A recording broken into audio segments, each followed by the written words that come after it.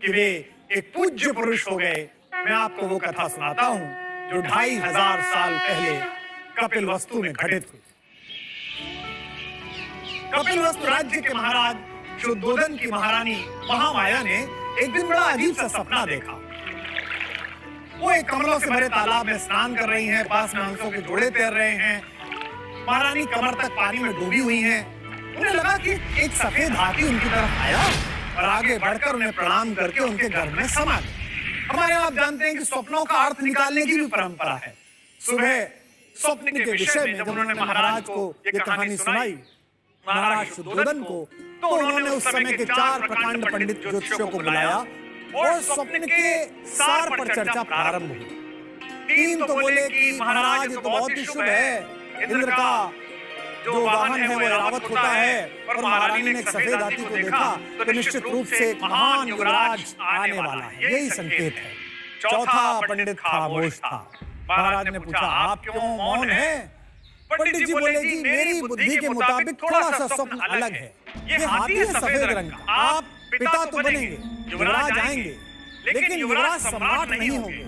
वो एक ऐसे पथ प्रदर्शक बनेंगे जो अपने श्वेत ज्ञान से पूरे संसार के अंधेरे को दूर कर देंगे। बात आई गई हो गई। कुछ दिन बाद महाराज को सचमुच एक बेटे की प्राप्ति हुई।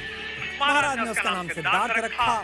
जब सिद्धार्थ की जन्म कुंडली के लिए ज्योतिषियों को पुनः बुलाया गया, ग्रहों की गणना हुई, तो ज्योतिषी इस निष्कर्ष पर पहुंचे कि महाराज पुत्र तो बहुत यशस्वी होगा, किंतु एक समस्या है, कुंडली में राजयोग नहीं है।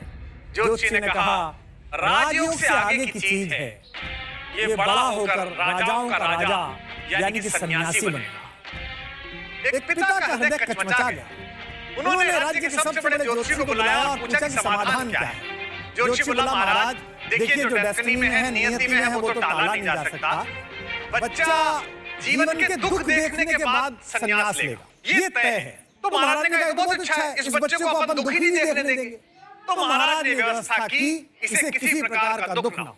हर ऋतु के अनुसार अलग अलग सौंदर्य वाले 4 महल, गर्मी में अलग, जाड़े में अलग, बरसात में अलग, ताकि उसे अच्छा ही अच्छा लगे। राजकुमार बड़ा हुआ, उसका विवाह हुआ। थोड़े दिन बाद सिद्धार्थ को भी पुत्र प्राप्त हो गया।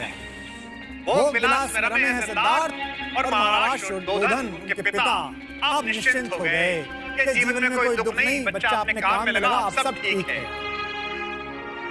विलास में डूबे युवराज सिद्धार्थ समझते थे कि दुनिया इतनी खूबसूरत है, लेकिन नियति अपने रास्ते पर ले जा रही थी। एक दिन वे सुबह ही सुबह अचानक बिना किसी को बताए अपने रथ को लेकर घूमने के लिए चले गए। थोड़ा आगे गए तो एक शव यात्रा जा रही थी, कोई आदमी मर गया। उन्हें समझ में नहीं आया कि लोग इतने विचलित क्यों हैं, रो क्यों रहे हैं। उन्होंने अपने ड्राइवर से पूछा कि भाई ये लोग कौन हैं, इन्हें क्या हो गया है। तो ड्राइवर ने बताया कि साहब ये व्यक्ति जा रहा है, इसकी मृत्यु हो गई। सिद्धार्थ ने पूछा, मृत्यु क्यों हो गई? ड्राइवर ने कहा, साहब ऐसा ही होता है, बच्चा पैदा होता है, बड़ा होता है, बूढ़ा होता है, एक दिन मर जाता है। सिद्धार्थ को बड़ा आश्चर्य हुआ। वो बहुत दिन तक इस बात पर घर लौटकर सोचते रहे। महल लौटकर एक दिन फिर किसी दिन रथ पर बैठकर निकले तो उन्हें एक सन्यासी दिखाई दिया। सन्यासी के चेहरे पर अपूर्व शांति, वैराग्य से आनंदित उस आकर्षक चेहरे को देखकर उन्होंने अपने साथ चल रहे लोगों से पूछा, ये कौन है जो इतने आनंद में है, इतने प्रसन्न हैं, इनके पास तो कुछ भी नहीं है, केवल एक वस्त्र है। उनके ड्राइवर ने कहा, महाराज ये सन्यासी हैं और जो जीवन का सारा आकर्षण है उससे बहुत दूर निकल आए हैं। भौतिक सुख सुविधा इन्होंने त्याग दी है, क्योंकि इनके पास कुछ भी नहीं है, इसलिए इन्हें खोने का डर नहीं है और इसलिए प्रसन्न है। सिद्धार्थ इन सब बातों पर विचार करते हुए फिर घर लौट आए, लेकिन तब तक डेस्टिनी उनके वैराग्य की भूमिका रच चुकी थी। उनका मन जीवन के उद्देश्य के बारे में सोचने लगा, एम ऑफ द लाइफ क्या है। और इस क्रम में उनके मन में एक सवाल उठा। उन्होंने उस सवाल पर विचार किया और मन ही मन एक योजना बनाई। आधी रात जब सारी दुनिया सो रही थी, जब पृथ्वी आधी अंधेरे आधे उजाले में थी, तब अपने मन के सारे आधे अधूरे संशय मिटाकर राजकुमार सिद्धार्थ दबे पांव बिस्तर से उठे। उन्होंने एक दृष्टि अपनी सोती हुई पत्नी यशोधरा और उसके बगल में सोते अपने बेटे राहुल की तरफ डाली और एक बड़े संकल्प के लिए परिवार का मोह उस सब को छोड़कर लोक मंगल के लिए, पृथ्वी के लिए वे घने अंधेरे से घर से निकले।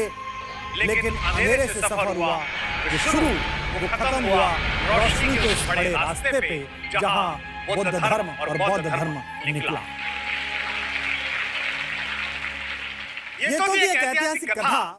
इस कथा का सार क्या है? ये कथा वैराग्य की, त्याग की शक्ति बताती है। ये कथा बताती है कि सच्चा सुख साधनों में नहीं है, बल्कि सच्चा सुख तो साधना में है।